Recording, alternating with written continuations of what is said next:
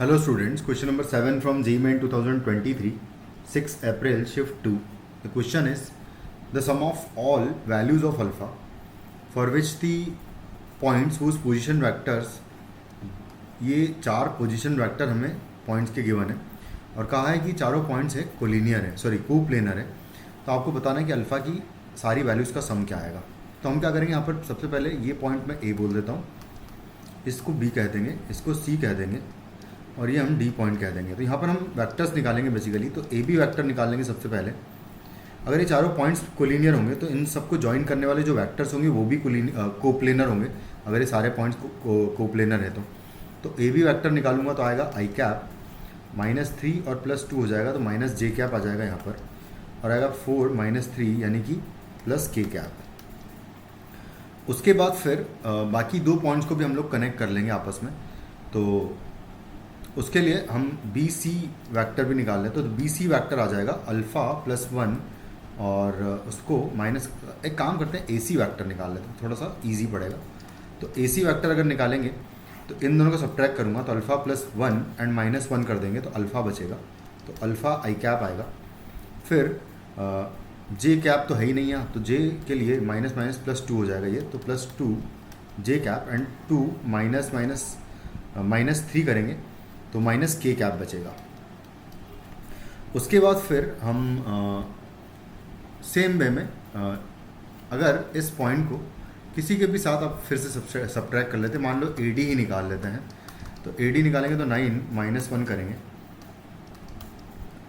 8 आई cap आएगा। फिर आएगा अल्फ़ा -8 माइनस प्लस हो जाएगा 2, तो अल्फ़ा -6 बचेगा जे कैप। उसके बाद 6 -3 करूँगा तो आएगा +3 के कैप। तो ये तीनों वेक्टर्स भी कोप्लेनर होंगे। अगर ये तीनों वेक्टर्स कोप्लेनर है तो इनका बॉक्स 0 होगा, तो इसका बॉक्स निकाल लेंगे और बॉक्स आएगा 1 -1 1 अल्फ़ा 2 -1, फिर आएगा 8 अल्फ़ा -6 और 3, 8 अल्फ़ा -6 एंड 3। इस डिटर्मिनेंट का वैल्यू इक्वल टू 0 हो जाएगा।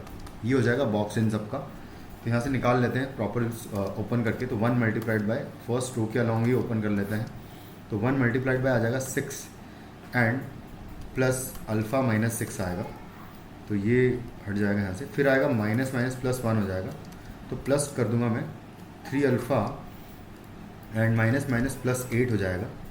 फिर उसके बाद लास्ट +1 टाइम्स, तो +1 टाइम्स इसका रो और कॉलम हटाएंगे तो आएगा अल्फ़ा स्क्वायर -6 अल्फ़ा -8 × 2 16 हो जाएगा, इक्वल टू 0 आ जाएगा यहाँ से। तो बस अब यहाँ से प्रॉपरली सॉल्व कर लें अगर इसको, तो ये 6 से 6 कैंसिल हो जाएगा। अल्फ़ा +3 अल्फ़ा 4 अल्फ़ा हो जाएगा ये, और +8 आएगा। उसके बाद यहाँ से आएगा plus alpha square -6 alpha -16 is equal to 0।